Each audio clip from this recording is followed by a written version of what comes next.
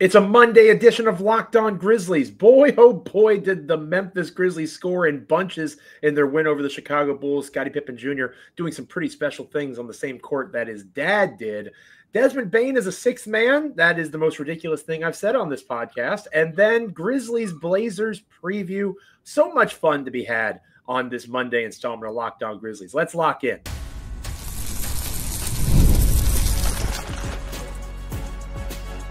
You are Locked On Grizzlies, your daily Memphis Grizzlies podcast, part of the Locked On Podcast Network, your team every day.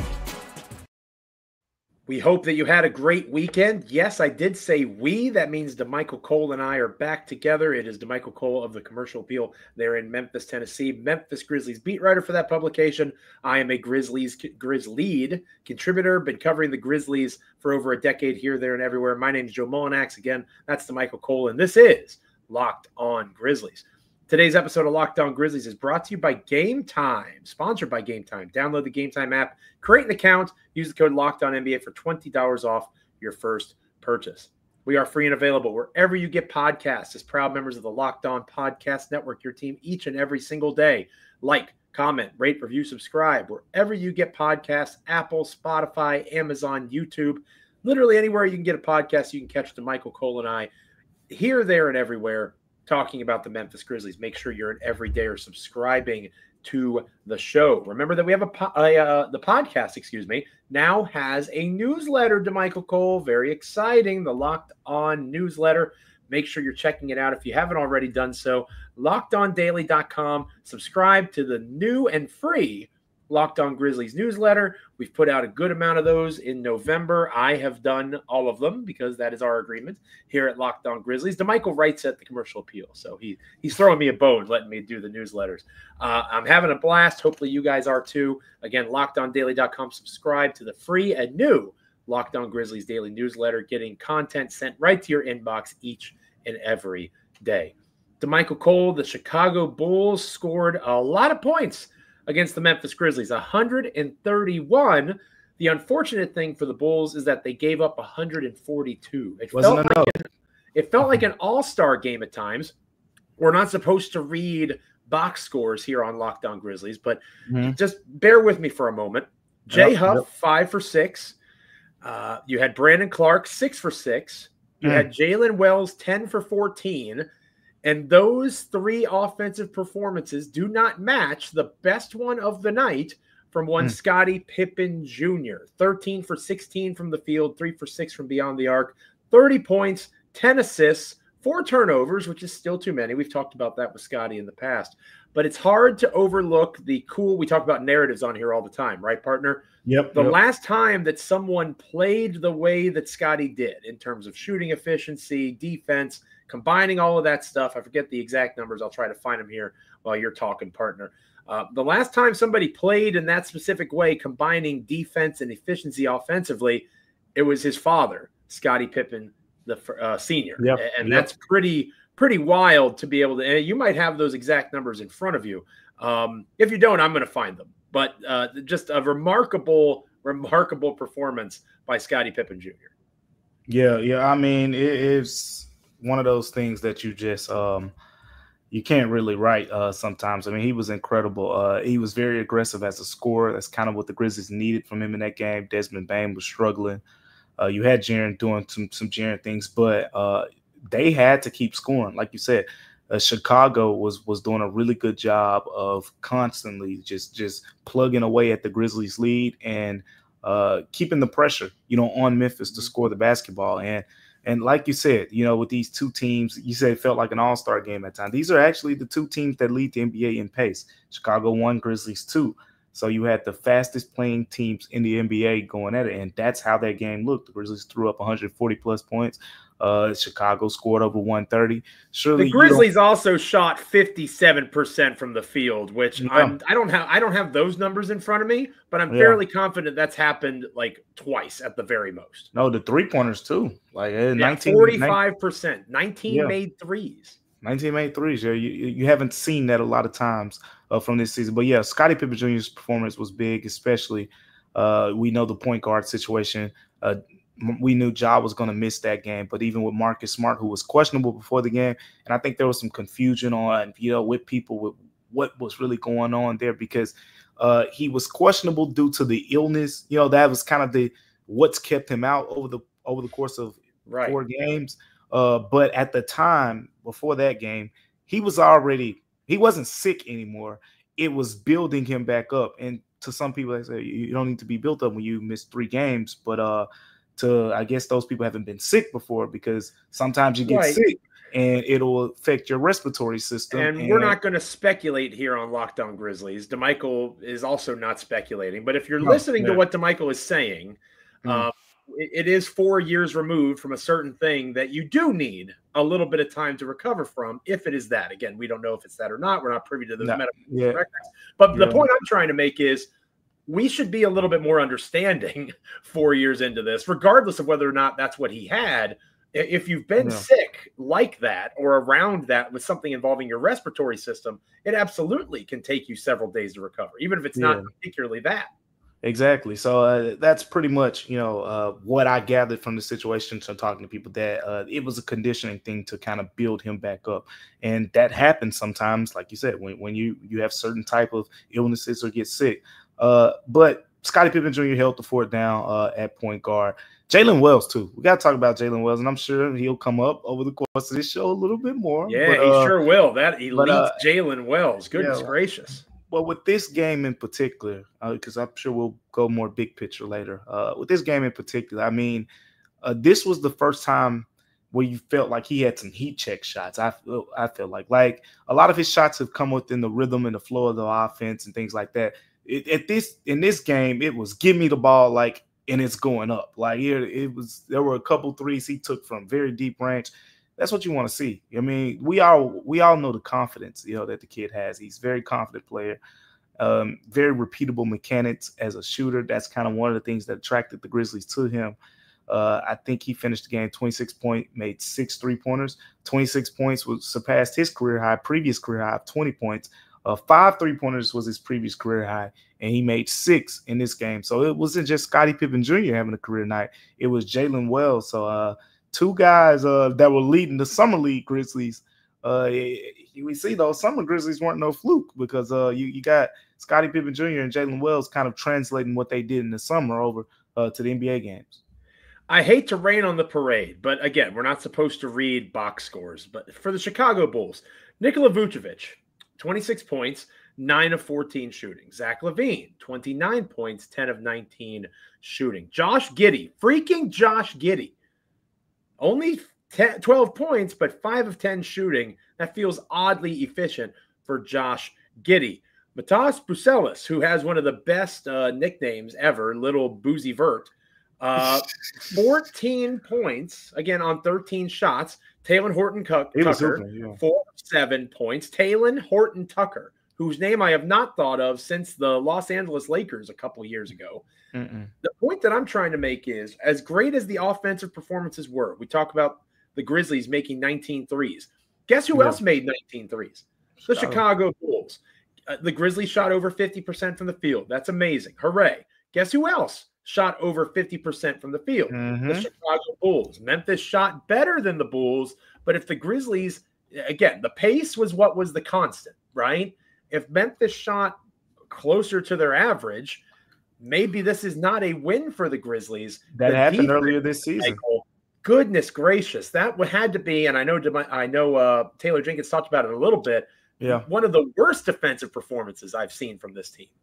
Yeah, and again, you're happy to escape this one with a win, because everything that you said pretty much on Chicago's side happened the last time that you played them too. The only difference was you left Memphis with an L. It was 126-123. Another game that was, pretty much high scoring. I think Chicago made 25 threes in that game.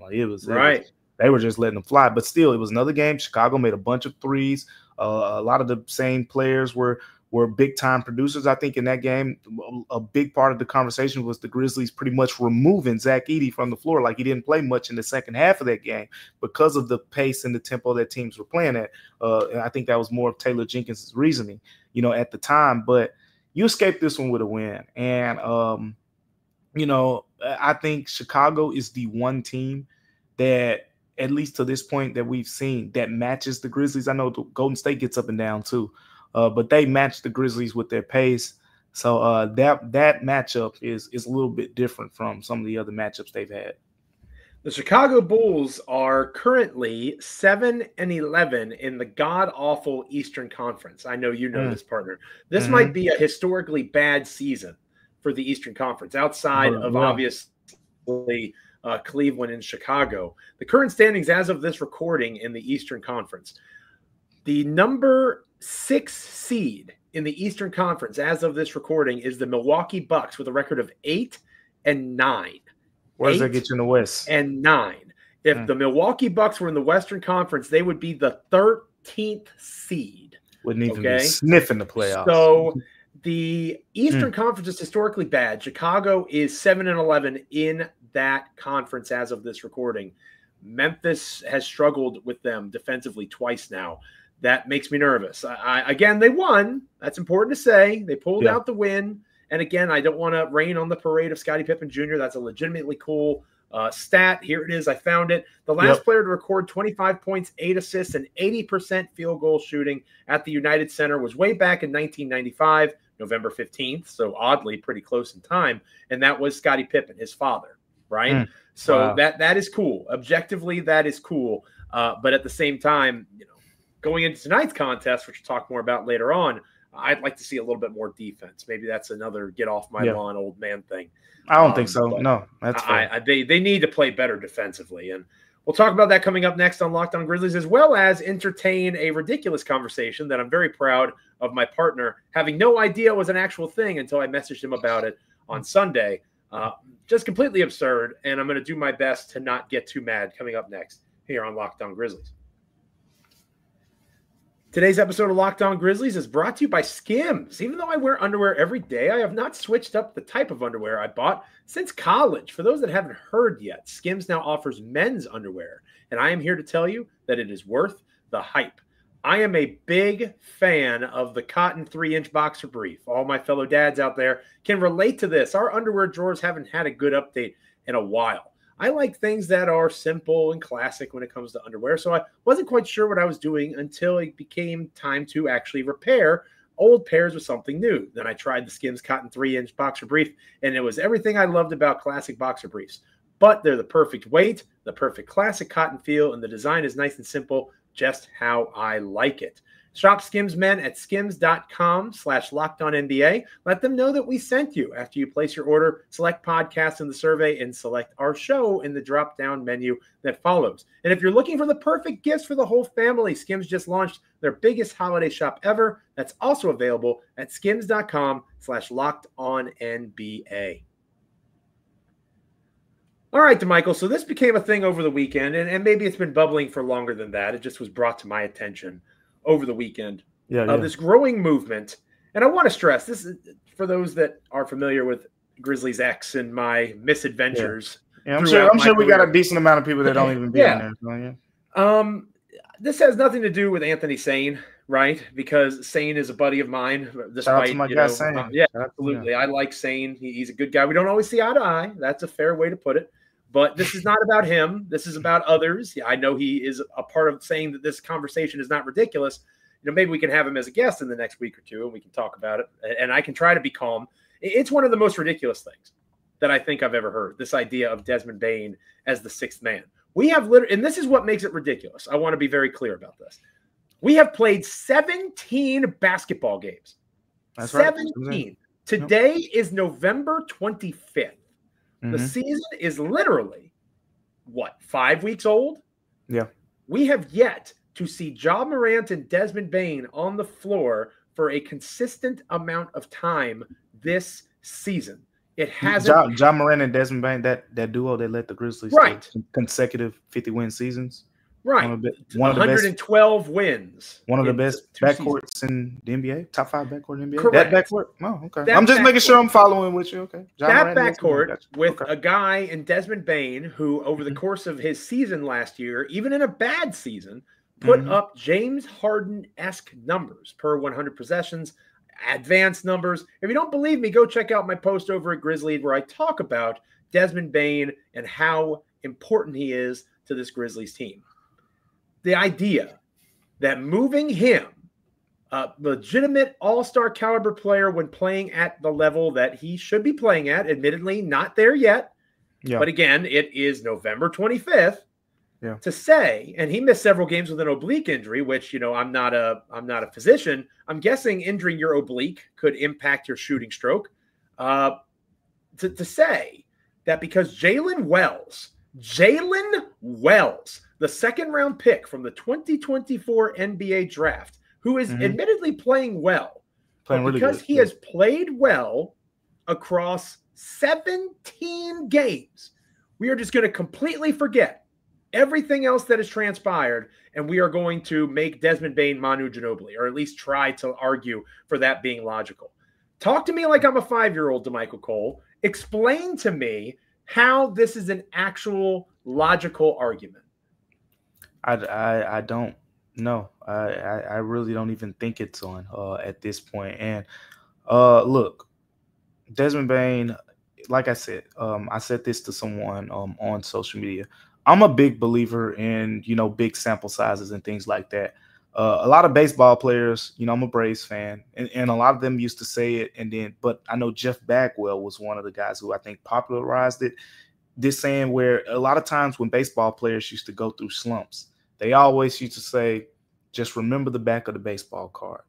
Just look at the back of the baseball card. And what's on the back of a baseball card? It's not, your last 2 games, your last 3 games. It's the full totality of what a player has done, and that's kind of what they're capable of doing. So when I talked to Desmond Bane the other day, and he's like, I'm not worried about these struggles. I talked about it on the show. I'm not worried about this. Like, we've been through this before, and this is no joke. Like, it's why it's comedy to me.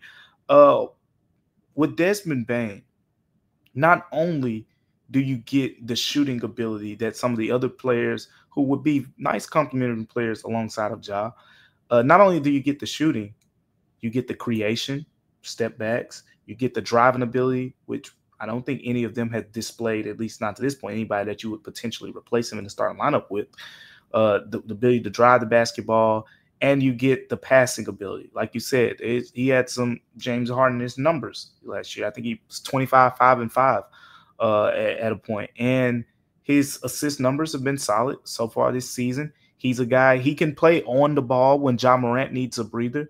I don't trust a lot of those other guys to play on the ball against really good defenses when Ja needs to move off the ball for a couple of possessions as the 2 guard. And the other thing is, the 3 spot is unsettled. So why are we even talking about Desmond Bane? Like, keep the conversation where the conversation belongs. You got one of the best backcourts in the NBA, Ja Morant, Desmond Bane. Keep it that way. Like, they are complementary to each other in perfect ways from the standpoint of one used to lead the NBA in paint scoring as the point guard, and the other is one of the NBA's most accurate, and he shoots at a high volume, as a 3-point shooter, which is big. Luke Kennard is very accurate. Joe loves to talk about Luke Kennard shooting. My one knock I always have with Luke Kennard shooting is there is 0 separation when he's getting his shot. His shots have to come, transition, open here, defenses have to make a mistake. Desmond Bane doesn't need the defense to make a mistake. Desmond Bane will come off the screen, step back, create his own space, and knock down 3-pointers, in addition to the ones where the defense make the mistakes and things like that. So I think that's kind of the difference when you talk about the types of 3-point shooters that you have in those guys. And even some of the other guys like Jalen Wells, love what he's doing. Like, again, big picture is super bright for him. But you're going to see his ability to create start to evolve over the course of his career. Right now, we're not ready for that conversation. I don't think, not as the starting 2. Now, if you want to talk about the 3 spot, you can have a conversation, about, Marcus Smart, Vince Williams, Jake LaRavia, Jalen Wells, Santi Aldama, all the potential names you could throw in the hat there. I think that's where the conversation is. The Grizzlies backcourt, I'm not entertaining that right now. Taylor Jenkins will look at me crazy if I said that. It's no. Taylor Jenkins would look at Damichael Cole, Memphis Grizzlies beat writer for the Commercial Appeal, crazy if you were to ask such a question. So please, dear listener, dear viewer, don't participate in these conversations. And again, I I know you talk to Sane every once in a while, Damichael. Maybe he'll reach out after this. Maybe we can have a conversation. He and I haven't been on a podcast together in a long time, so that could be interesting. I'm legitimately interested in the logic. If your logic is start him at the 2 so Santi Aldama can play the 3 and look at how big our team is now. Pause. That is in the exact opposite of this whole pace conversation that we're trying to have, right? And it's not like Santi Aldama is Lauri Markkanen. He's not in terms of his athleticism. If he was Lauri Markkanen, he wouldn't have been picked in the NBA draft where he was. So I think that we live in an instant gratification society. Of course. And I think that more and more, year by year, Grizzlies fans and sports fans in general are victims of the moment. It'll all go away when Desmond Bane is back to 20 points a game, 40% three-point shooting and whatnot. Like, the Grizzlies starting lineup doesn't have a lot of shooting, Joe. Like, that is that guy is the immovable option in the starting lineup to me. It is unfathomable to me even think about the idea of taking Desmond Bane.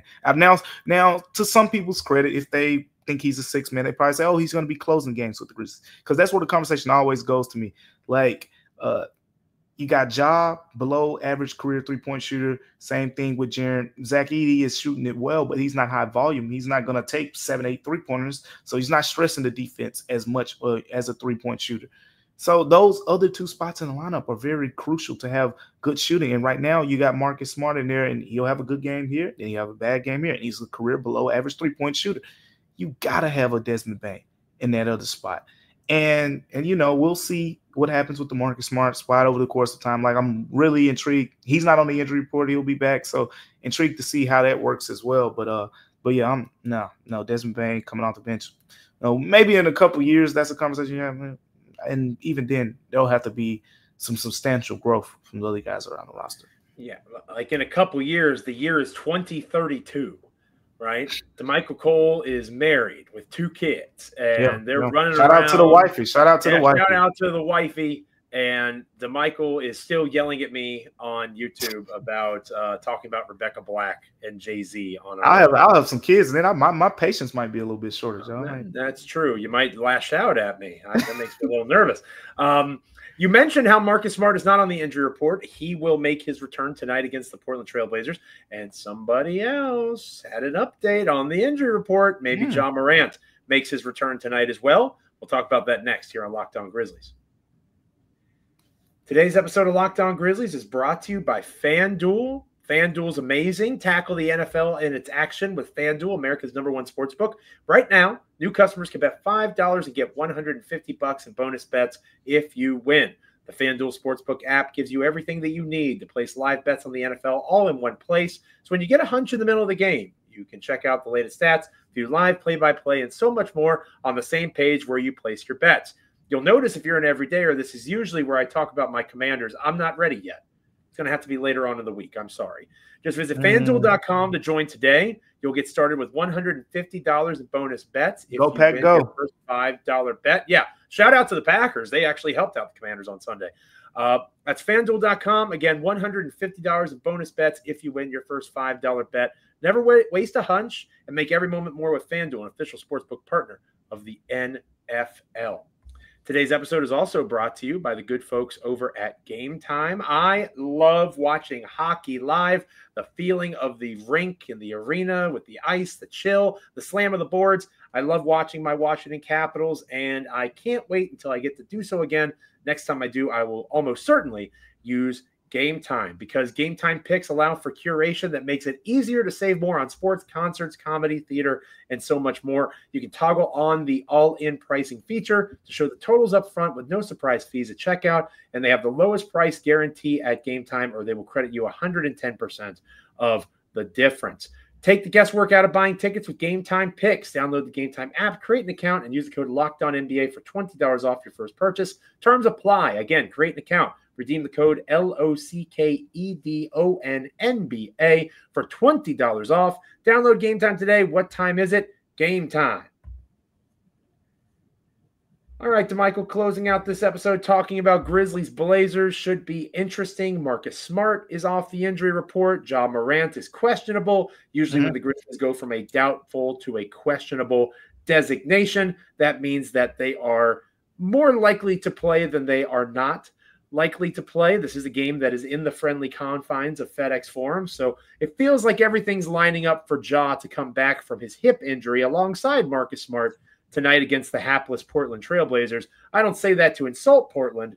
They're, 7-10 in a much more competitive conference than the Chicago Bulls.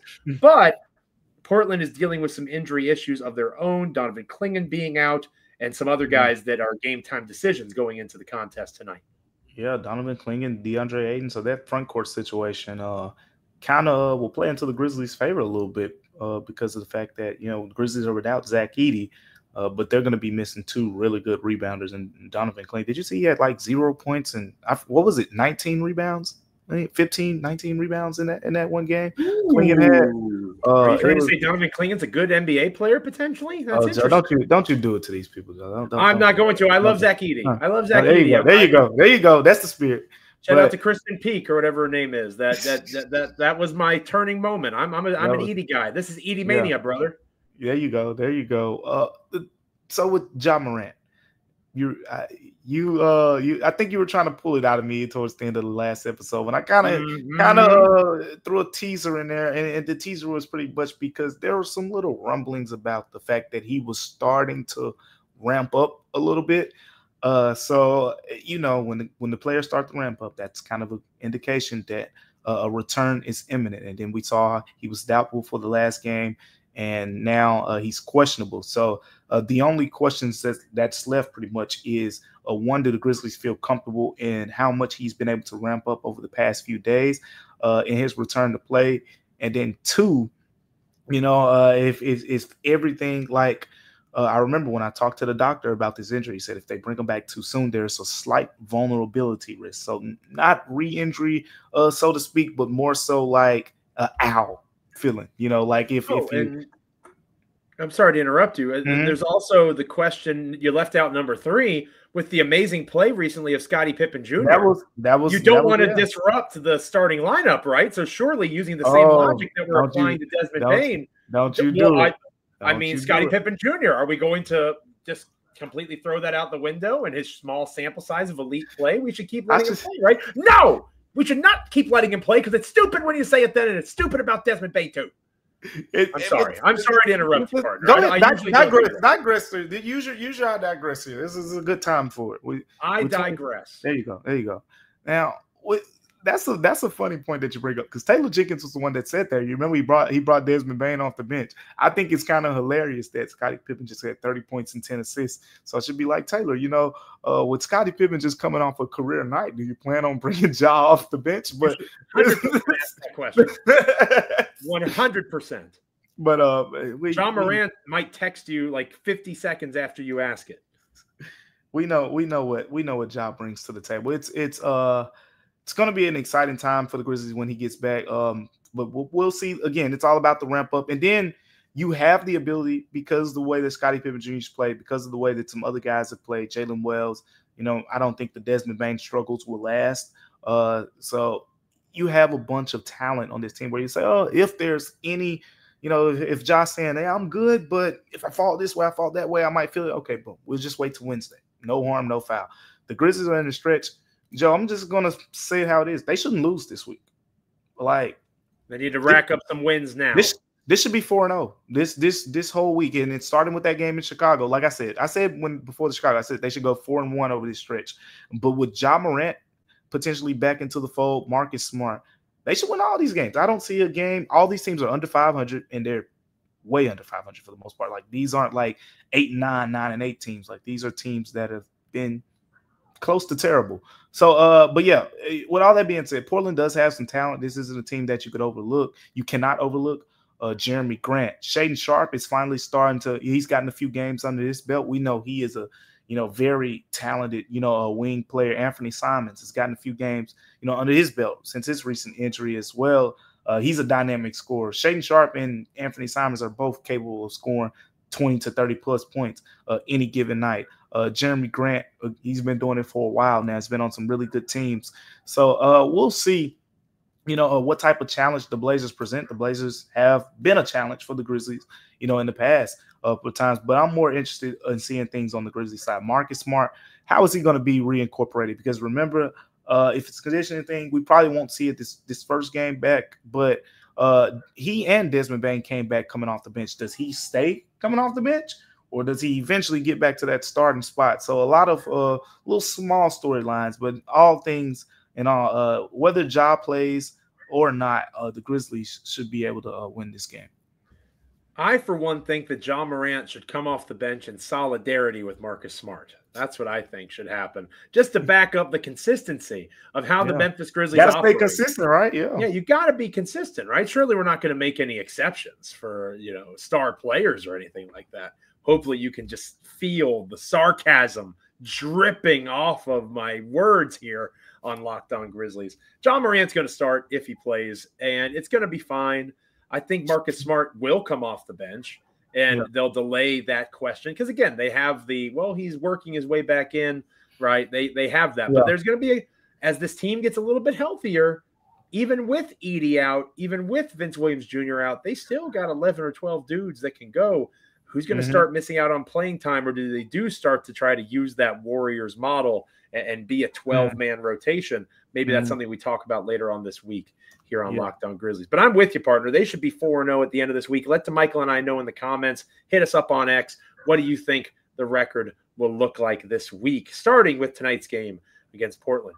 Thank you so much for being with us on this episode of Locked On Grizzlies. Tomorrow, I'll be with you solo. I don't know if you noticed or not, but a certain superstar point guard might be making his return tonight, and that means that my wonderful partner, Damichael Cole, will have a little bit of extra writing to do. So I will have you for the Tuesday episode. It's going to be a blast. We'll talk about Grizzlies, Blazers, and do so much more beyond that. Going to be a wonderful show. Make sure you're with us. Make sure you're liking, commenting, rating, reviewing, subscribing, wherever you get podcasts. We're proud members of the Locked On Podcast Network, your team each and every single day.